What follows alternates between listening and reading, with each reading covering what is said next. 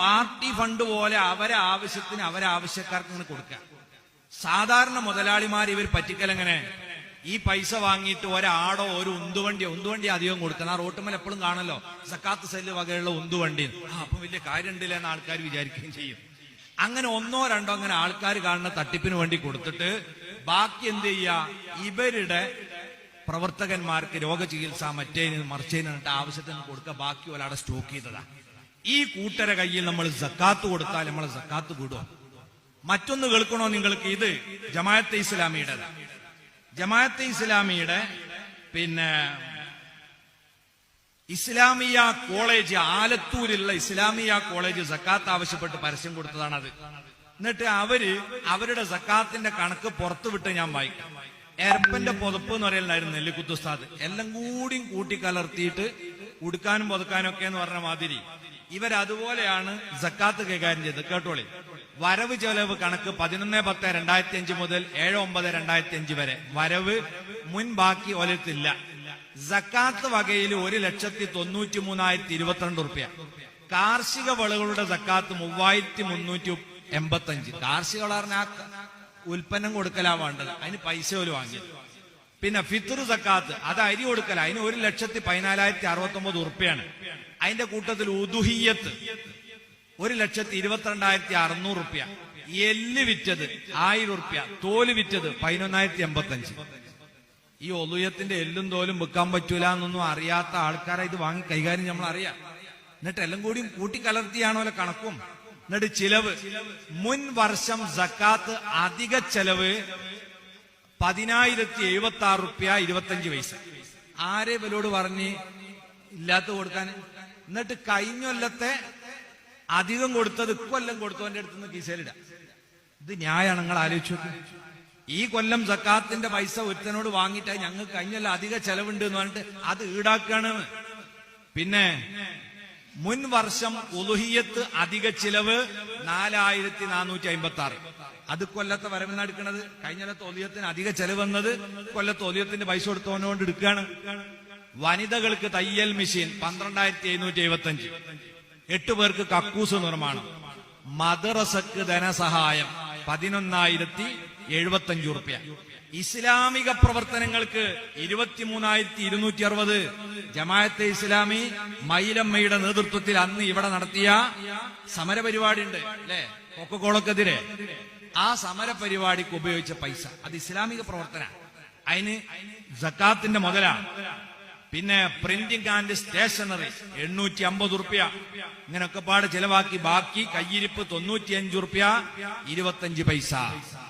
ഇപ്പൊ ഏറ്റവും ഒടുവിൽ നിങ്ങൾ കണ്ടില്ലേ, ജമാഅത്തെ ഇസ്ലാമിയുടെ കേന്ദ്രത്തിൽ വലിയ പൊട്ടിത്തെറി ഉണ്ടായി. ഖാലിദ് മൂസ നദ്വി എന്ന അവരെ സംസ്ഥാന ശൂറാംഗത്തെ പുറത്താക്കി. എന്തിനാ പുറത്താക്കിയത്? ജമാഅത്തെ ഇസ്ലാമി മാധ്യമം പത്രം തുടങ്ങിയതും മീഡിയ 1 ചാനൽ ആരംഭിച്ചതും ഇവിടെ ഖുർആൻ ദുർവ്യാഖ്യാനം ചെയ്ത് സക്കാത്ത് വാങ്ങിയിട്ടാണ്. വഫീ സബീലില്ലാഹ് എന്ന ആയത്തിനെയാണ് ഇവർ ദുർവ്യാഖ്യാനിച്ച്. ഞാൻ നേരത്തെ അതിന്റെ അർത്ഥം പറഞ്ഞെന്താ? വഫീ സബീലില്ലാഹ് എന്ന് പറഞ്ഞാൽ ഭരണകൂടത്തിന്റെ കീഴിൽ വ്യക്തികൾക്ക് ഇസ്ലാമിൽ ജിഹാദിന്, സമരത്തിന് അവകാശമില്ല. സായുധ സമരത്തിന് അത് ഇമാമിന്റെ നേതൃത്വത്തിൽ നടത്തേണ്ടതാണ്. ആ ഇമാമിന്റെ നേതൃത്വത്തിൽ ശമ്പളം വാങ്ങാതെ സമരം ചെയ്യുന്നവർക്കാണ് സക്കാത്തിന് അർഹതയുള്ളത് എന്ന് മൗലാന മൗദൂദി അടക്കം അയാളെ ഖുതുബാത്തിൽ എഴുതി വെച്ചിട്ടുണ്ട്. അത് അവഗണിച്ച് വഫീ സബീലില്ല എന്ന് പറഞ്ഞാൽ അള്ളാന്റെ മാർഗത്തിൽ എന്നാണ് അർത്ഥം. അതുകൊണ്ട് നമ്മളെ മാധ്യമവും നമ്മളെ മീഡിയ വണ്ണൊക്കെ അള്ളാന്റെ വഴിയിലുള്ളതല്ലേ എന്ന് പറഞ്ഞിട്ടാണ് സക്കാത്ത് പിരിച്ച് ഇത് തുടങ്ങിയത്. സഹോദരന്മാരെ, വഫീ സബീലില്ലാക്ക് ആ ഒരു അർത്ഥാണെങ്കിൽ ബാക്കി 7 പറയേണ്ട ആവശ്യമുണ്ടോ അള്ളാഹ്ക്ക്? ഇന്നമ സ്വദഖാത്തു ഫീ സബീലില്ലാ എന്ന് പറഞ്ഞ പോലെ സ്വദഖ സക്കാത്ത് അള്ളാന്റെ വഴിയിലാണെന്ന് പറഞ്ഞാല് ഐ പെട്ടിലെ അടിമനെ മോചിപ്പിക്കലും കടക്കാരന് കൊടുക്കലും നേരത്തെ പറഞ്ഞ 8 വഴിയിൽ പെടൂലേ, 7 വഴിയിൽ പെടൂലേ, അല്ലാതെ ബാക്കിയൊക്കെ ശൈത്താന്റെ വഴിയിലാ. അപ്പം ഫീ സബീലില്ല എന്ന് പറഞ്ഞാൽ എന്തല്ല വ്യാപക അർത്ഥമുള്ള അള്ളാന്റെ വഴിയിൽ എന്നല്ല അതിനർത്ഥം. അത് സ്വഹാബത്തിൽ ഭൂരിപക്ഷവും പറഞ്ഞത് ഇങ്ങനെയാ മൗദൂദി എഴുതിയത്.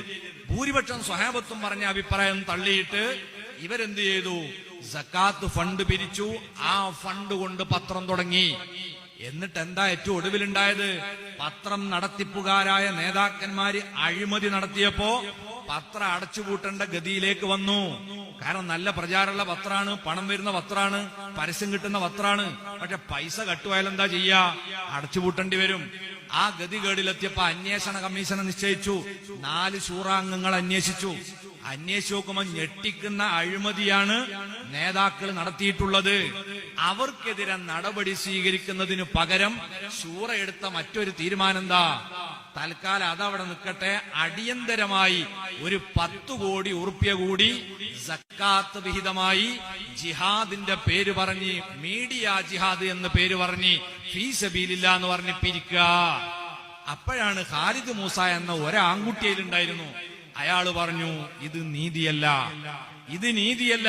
ജനങ്ങളുടെ സക്കാത്തിന്റെ പണം വാങ്ങി ഈ സമുദായത്തിൽ ഭിന്നിപ്പും പിളർപ്പുണ്ടാക്കുന്ന പത്രപ്രവർത്തനത്തിന് പൈസ ചെലവാക്കി അതും അഴിമതി നടത്തിയിട്ട് ഇനി അത് പരിഹരിക്കാന് ഈ ഒരു ഏർപ്പാട്, പാവങ്ങൾക്ക് കിട്ടേണ്ട സക്കാത്ത് വാങ്ങാൻ പറ്റൂല എന്ന് പറഞ്ഞപ്പം ആ പറഞ്ഞവനാട് പുറത്താക്കുക. ഇതാണ് ഉണ്ടായിട്ടുള്ളത്.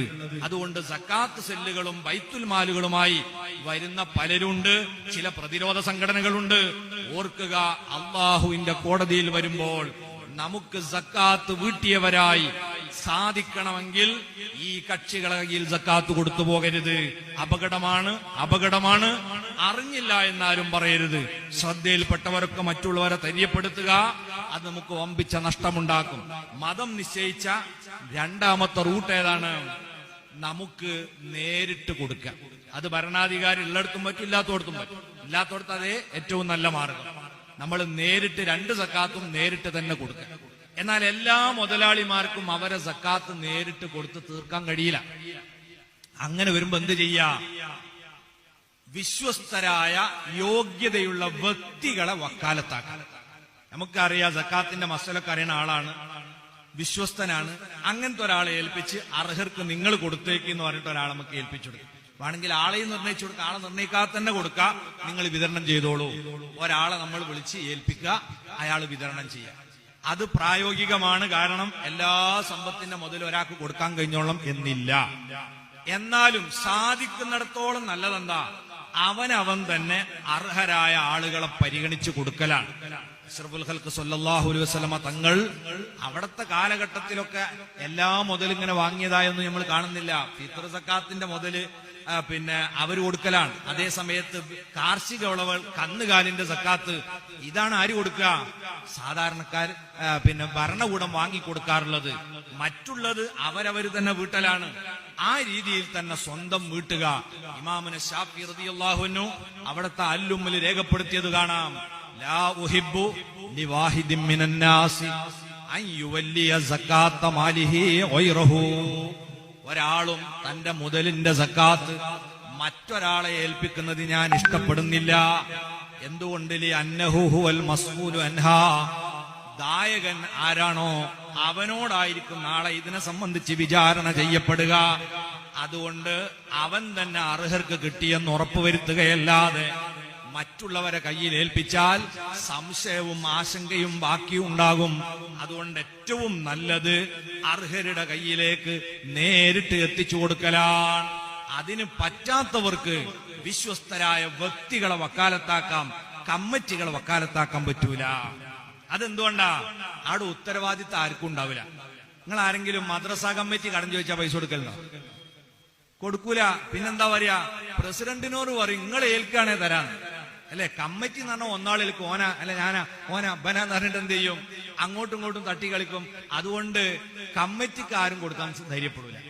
ഒരു വ്യക്തി ഏൽക്കാണ്, ഞങ്ങളോട് നിങ്ങൾ തരണം. അങ്ങനെയാണ് ആൾക്കാർ കടം കൊടുക്കുക. കമ്മിറ്റിന് വിശ്വാസം ഉണ്ടാവില്ല.